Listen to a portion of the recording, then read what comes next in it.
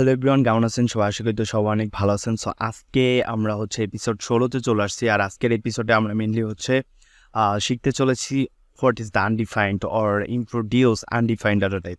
So আমরা আমাদের real লাইফে যখন কোনো কাজ করব বা প্রজেক্ট করব তখন কিন্তু আমরা প্রচুর পরিমাণে এই আনডিফাইন্ড ডাটা, আমরা গত পর্বতে যেটা শিখেছিলাম সেটা হচ্ছে নাল ডাটা টাইপ। এই দুইটা ডাটা টাইপের কিন্তু প্রচুর সম্মুখীন হব আমাদের রিয়েল লাইফে। আমাদের অনেক অনেক অনেক অনেক ভেরিয়েবল ডিক্লেয়ার করতে হবে, ভেরিয়েবলের ভিতরে ডাটা অ্যাসাইন করতে হবে, মানে মেইনলি ভেরিয়েবল নিয়েই সব খেলাধুলা করতে হবে। ইভেন এইসব ভেরিয়েবলের সাথে মানে আমরা অনেক সময় ইউজারের ইনপুট বা সব কিছুর উপরে বেস করে আমরা কিন্তু অনেক ধরনের ডাটা, মানে এই অনেক ধরনের বলতে এই দুইটা টাইপের ডাটাতে আমরা ইররগুলো বেশি পাবো। ফর এক্সাম্পল ধরেন আপনাকে হুট করে বলা হবে যে নেম ইজ নট ডিফাইন্ড বা রোল ইজ নট ডিফাইন্ড, এরকম টাইপের ইরর আসতে পারে। ইভেন বলতে পারে যে অ্যারে ইজ নাল বা এরকম কোনো একটা। বা মেনলি এই যে আনডিফাইন্ড যে ডাটা টাইপটা আছে, এটা নিয়ে কিন্তু মোটামুটি মানে আপনাদের উচিত খুব ভালো ডিপলি একটা ধারণা নেওয়া। অ্যান্ড আপনারা হয়তো বা ভাবতে পারেন যে সাব্বির ভাই কেন এত মানে ভালো করে বা এত সময় নিয়ে কেন শিখাইতেছে, তাড়াতাড়ি তো আগেও যাইতে পারতো। না ভাই, আপনারা যদি মানে আমার সাথে সাথে যদি এইভাবে যদি আগান, মানে আমি যেভাবে আগাইতেছি আপনাদের এভাবে আগাইলে আশা করি আপনারা যে কোনো প্রোগ্রামিং ল্যাঙ্গুয়েজেই শিফট করতে পারবেন। আর সেই ল্যাঙ্গুয়েজে শিফট করার পরে আপনাদের সর্বোচ্চ গেলে 10 দিন বা 1 সপ্তাহের মতো সময় দিলেই মানে সিনট্যাক্সটা কীরকম হবে, প্রোগ্রামিং ল্যাঙ্গুয়েজ যে কোনো একটা শিখলেই হয়। মানে প্রোগ্রামিং ল্যাঙ্গুয়েজ একটা শিখলেই হয়, কারণ প্রোগ্রামিং যে জিনিসটা আছে, মানে যে কনসেপ্টটা আছে, এটা কিন্তু সব ল্যাঙ্গুয়েজে কিন্তু সেম, তাই না? সো একদম। অ্যান্ড আমি যতটুকু মনে করি জাভাস্ক্রিপ্টটা যদি আপনারা খুব ভালোভাবে আয়ত্ত করতে পারেন তাহলে যে কোনো প্রোগ্রামিং ল্যাঙ্গুয়েজে, ধরেন আপনি জাভাতে গেলেন, ডার্টে গেলেন বা পাইথনেই বা গেলেন, সো যেটাই যান না কেন সেই ল্যাঙ্গুয়েজটা কিন্তু আপনার কাছে সহজ মনে হবে। কারণ দেখুন, এই ডাটা টাইপ, তারপরে কি বলে ভেরিয়েবল, লুপ, তারপরে ক্লাস, অবজেক্ট, অ্যারে, মানে এই সব জিনিসগুলো না প্রত্যেকটা প্রোগ্রামিং ল্যাঙ্গুয়েজে একদম সেম। সো আজকের ভিডিওতে অনেক বেশি মানে বাইরের কথা বলে ফেললাম। সো চলুন আমরা ভিডিও আগে শুরু করি।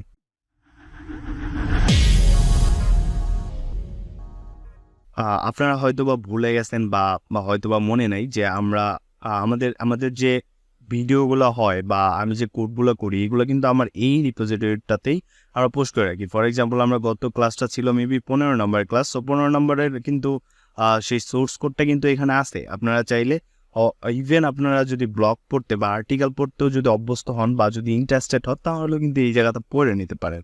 মানে আমি মোটামুটি ট্রাই করি লেখার জন্য। ইভেন আমি প্রত্যেকটা ফাইলে আবার আরেকটা মনে করেন কি বলে আপনাদের একটা রিডমি মানে মার্কডাউন লিখে আমি সেগুলোকে এক্সপ্লেন করার ট্রাই করি।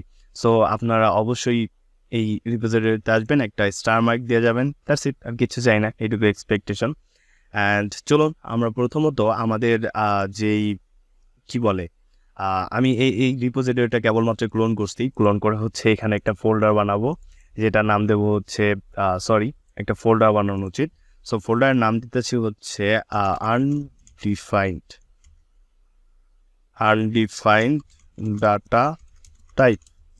অ্যান্ড এখানে বলতে পারি ক্লাসের সিটা বড়াতে দিই, ক্লাস 16, তাই না? একদম।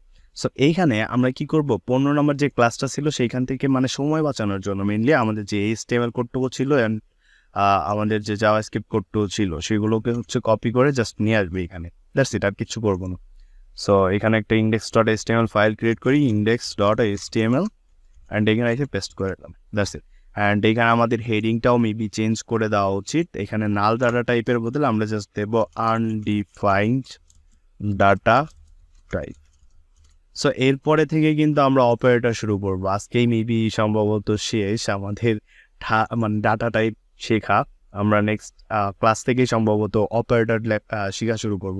সো অপারেটরের ভিডিওগুলো কিন্তু খুবই ইম্পর্টেন্ট হতে চলেছে। সো আশা করি কেউ কিন্তু মিস করবেন না। আর মিস করলেও মানে আপনাদের যদি এরকম হয় বা ইন ফিউচারে ধরেন ভুলে গেলেন যে কি যেন একটা ছিল যে আনডিফাইন্ড আমরা কখন পাবো, সো তখন আপনাদের মনে হলে চলে যাই যে একটু দেখে আসি যে সাবির ভাইয়ের যে প্লেলিস্টটা ছিল ওইখানে সে যে আনডিফাইন্ড সম্পর্কে বা নাল সম্পর্কে যে বিস্তারিত একটা আলোচনা করছিল, সো সেইগুলো একটু দেখে আসি। আপনারা কিন্তু তখনও চলে মানে আপনি যত উপরেই যান না কেন, সিম্পল বিষয়গুলো অনেক সময় দেখবেন কি মন থাকে না বা মাথায় ধরে না। আর সেই সময় যদি মানে আমার মতো এত ডিপলি কেউ যদি মানে এক্সপ্লেন করে তাহলে তো ভালোই হয়, তাই না? সো এখানে জাস্ট আমি একটা কনসোল লগ লিখে দিচ্ছি। সো লিউজি বলতেছি হ্যালো, অ্যান্ড এখানে আমাদের JavaScript file I think link হওয়ার কথা, হ্যাঁ লিঙ্ক হয়েছে। সো আমরা জাস্ট আউটপুটটা দেখার ট্রাই করি। এই ফাইলটাকে আমরা লাইভ সার্ভারে ওপেন করি। So live server and alright data type. So আমরা ইন্সপেক্ট ওপেন করতেছি, আই মিন ডেভ টুলটা, এখানে হচ্ছে কনসোল বলতেছে হ্যালো, তার মানে সব কিছু ঠিকঠাকভাবে কাজ করতেছে। সো মেনলি আমরা যেটা করি সেটা হচ্ছে গত ভিডিওতে যেটা দেখাইছিলাম যে নাল ডাটা টাইপ কী হয়। আশা করি আপনারা বুঝতে পারছেন যে নাল ডাটা টাইপটা কী হয়। যদি এখনও যদি না দেখে থাকেন যে নাল ডাটা টাইপটা কী হয়, তাহলে আমি রিকোয়েস্ট করব, হাম্বল রিকোয়েস্ট করব যে আপনারা যায় নাল ডাটা টাইপটা একটু দেখে আসেন। অ্যান্ড নাল ডাটা টাইপের ভিতরে আমি একটা টুইস্ট রাখছিলাম, মেবি 6 মিনিটের দিকে, একটু মজা ছিল, মানে রুমমেটের সাথে একটু দুষ্টামি, যাই হোক। সো এইখানে আমরা যেটা বুঝি আনডিফাইন্ড সম্পর্কে, ধরুন আমরা একটা ভেরিয়েবল তৈরি করলাম, লেট নেম দিলাম বা my name, okay. So my name দিলাম, আমরা কিন্তু চাইলে ইনস্ট্যান্ট এই ভেরিয়েবলটার ভিতরে কিন্তু আমরা ডাটা অ্যাসাইন করতে পারি। ফর এক্সাম্পল সাব্বির, তার মানে আমরা ইনস্ট্যান্ট ডাটা অ্যাসাইন করলাম, তাই না? বাট আমরা যদি চাই, if we want, then we can just declare the variable, not assign the data বা ভ্যালু। সো আমরা শুধুমাত্র কি করতে পারি, আমরা একটা ভেরিয়েবল ক্রিয়েট করতে পারি, কোনো ডাটা বা ভ্যালু আমরা কি করলাম না, অ্যাসাইন করলাম না। তো যে সিম্পল একটা জিনিস দেখি, ফর এক্সাম্পল এখানে লিখতেছি লেট এ ইজ ইকুয়াল, মানে কিছু অ্যাসাইন করলাম না, ওকে। সো এটা নর্মালি বলতেছি কি আনডিফাইন্ড। সো মেনলি এটাই হচ্ছে আনডিফাইন্ড, মানে একটা ভেরিয়েবল ধরুন আমি ডিক্লেয়ার করলাম কিন্তু সেই ভেরিয়েবলের ভিতরে আমি কোনো ডাটা অ্যাসাইন করলাম না। সো অনেকেই করে কি, অনেক ডেভেলপাররা করে কি এরকম একটা ভেরিয়েবল বানায় আমি যেটা গত ভিডিওতে বলছিলাম, ওরা করে কি নাল সেট করে রাখে। বা অনেকেই করে কি যে আমি একটা ভেরিয়েবল বানায় রাখলাম, সো অনেক মনে করেন এখানে কোড করছে, হ্যাঁ আমি এগুলো কিন্তু কোড না, আমি জাস্ট লিখতেছি, হ্যাঁ। সো ধরুন অনেক কোড করছে, কোড করার পরে ও মানে ভুলে গেছে যে আমার মাই নেম নামে কোনো একটা ভেরিয়েবল বানানো ছিল, সেখানে আমার কোনো ডাটা অ্যাসাইন করা হয়নি। মানে হঠাৎ করে অনেকক্ষণ পরে তার মনে হয়েছে, সে চাইলে কিন্তু এইখানেও মাই নেম ইজ ইকুয়াল এইখানে সাব্বির অ্যাসাইন করতে পারবে, অফকোর্স পারবে। বাট আনফর্চুনেটলি ধরেন আমি এইগুলাকে একটু জাস্ট কমেন্ট করতেছি, তাহলে আর ব্রাউজার এক্সিকিউট হবে না। সো আমরা কিন্তু এইখানে চাইলেও কি করতে পারি, ভ্যালুটাকে অ্যাসাইন করতে পারি, তাই না? সো console.log আমরা যদি মাই নেমটাকে দিই, তাহলে আই থিঙ্ক আমাদের মাই নেমটা দেখানো কথা, সাব্বির বলতেছে, তার মানে পারফেক্টলি আমাদের আউটপুটটা দিতেছে, তাই না? একদম। সো আমরা ধরুন এইখানে ভেরিয়েবলটা বানাইলাম, বাট এইখানে এসে আমরা ডাটাটা মানে ভ্যালুটা অ্যাসাইন করিনি। সো এখন সেভ করেন আর ব্রাউজারে যা রিলোড দেন, আনডিফাইন্ড বলতেছে। সো অনেক সময় হবে কি, ধরেন আপনি ইউজারের কাছে কোনো একটা ডাটা চাইছিলেন বা আপনি কোনো একটা ভেরিয়েবল বানায় রাখছিলেন যেখানে হচ্ছে ইউজারের ডাটাটা স্টোর করবেন বা মানে বাট আনফর্চুনেটলি আপনি আপনার ভুলে যাওয়ার কারণে কি হয়েছে, সেই ডাটাটা বা সেই ভেরিয়েবলটা হচ্ছে, সেই ভেরিয়েবলটার ভেতরে মেনলি হচ্ছে আপনি কোনো ডাটা অ্যাসাইন করেন নাই বা ভ্যালু অ্যাসাইন করেন নাই। তখন কিন্তু আপনাকে অবভিয়াসলি জাভাস্ক্রিপ্ট কী করবে, আনডিফাইন্ড যে ইরোরটা আছে বা আনডিফাইন্ড যে ডাটা টাইপটা আছে সেটা কিন্তু আপনাকে থ্রো করবে। সো আনডিফাইন্ড কিন্তু কোনো ইরোর না, এটা জাস্ট একটা অপারেটর বলতে পারেন, যে আপনাকে জাস্ট হচ্ছে ওয়ার্নিং করতেছে যে হেই সাব্বির অর হেই তোমার এই ডাটাটা তো আনডিফাইন্ড, তাই না? সো একদম। সো আমরা মেনলি হচ্ছে কি করতে পারি, ফর এক্সাম্পল ধরুন আমি যদি একটু ডিপলি আলোচনা করি আপনাদের সাথে, মানে এখন কোড না, মানে আপনাদের মেনলি হচ্ছে মুখস্থ করা চলবে না, আপনাদের কি করতে হবে, বুঝতে হবে যে এই কোডটাতে বা এই কাইন্ডটাতে কি করতেছে, সেটার উপরে বেস করে মনে করেন কোনো একটা কোনো একটা পারফর্ম করলেন বা কোনো একটা টাস্ক পারফর্ম করলেন, মেনলি সেটা হচ্ছে আমি বোঝাতে চাইতেছি। সো ধরুন আমরা এখানে কি করলাম, এখানে মাই নেম নামে একটা ভেরিয়েবল ডিক্লেয়ার করছি, অ্যান্ড আমরা ধরুন একটা ইউজারের কাছ থেকে ইনপুট নিয়েছি, ইনপুট নিয়ে মাই নেমের ভিতরে অ্যাসাইন করে দিছি। সো আনফর্চুনেটলি মনে করেন ইউজার যেটা দিছে সেটা খালিও হইতে পারে, নালও হইতে পারে, আবার অন্য কিছু হইতে পারে, যেটা আমরা চাইতেছি সেটা পাইতেছি না, বা এক্সপেক্টেড যেটা আমাদের ছিল সেটা ইউজার দেয়নি। সো এখন আমাদের কি করা উচিত বলেন তো? আমরা তখন করবো কি, জাভাস্ক্রিপ্টের ভিতরে যে কি বলে কন্ডিশন আছে, সো কন্ডিশনগুলোকে ইউজ করতে পারি। ফর এক্সাম্পল আমরা বলতে পারি যদি মাই নেম, এটা কিন্তু কোনো কোড না, আমি মানে সিনট্যাক্স না জাভাস্ক্রিপ্টের, আমি জাস্ট আপনাদের বোঝানোর জন্য করতেছি। যদি my name is empty, my name is null, or বা হ্যাঁ আমরা বলতে পারি অথবা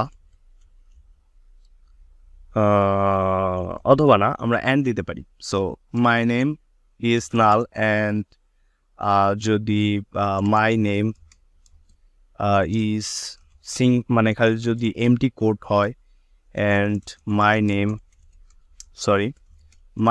ইজ আমরা বলতে পারি কি আনডিফাইন্ড।